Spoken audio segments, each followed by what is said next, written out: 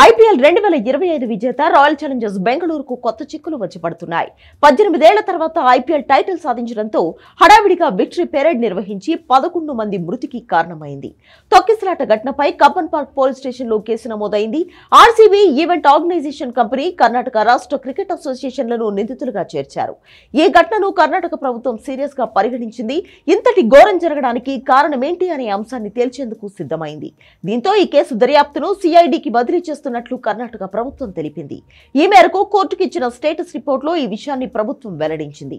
అంతేకాకుండా ఈ విషాద ఘటనపై మెజిస్ట్రేరియల్ విచారణ జరుపుతున్నట్లు పేర్కొంది. తాజాగా పోలీసులు ఈ కేసులో విచారణను స్పీడప్ చేశారు. ఘటనకు సంబంధించి Royal Challengers Bengaluru marketing head Nikhil సోసాలేను పోలీసులు అరెస్ట్ చేశారు. ముంబై వెళ్లేందుకు అతను బెంగళూరు విమానాశ్రయానికి వెళ్లగా అక్కడ పోలీసులు అతన్ని అదుపులోకి తీసుకున్నట్లుగా తెలుస్తోంది.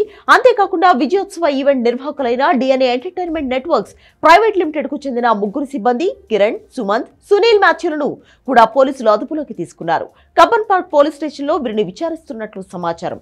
కాగా చిన్నస్వామి స్టేడియం కెపాసిటీ సుమారు 30,000గా ఉంది. కానీ ఏకంగా 2 నుండి 3 లక్షల మంది స్టేడియం పరిసరాల్లోకి వచ్చారు. చాలా మంది స్టేడియంలోకి వచ్చేందుకు ప్రయత్నించారు. ఈ క్రమంలోనే తొక్కిసలాట జరిగింది. 11 మంది చనిపోగా సుమారు 50 మంది వరకు గాయపడ్డారు.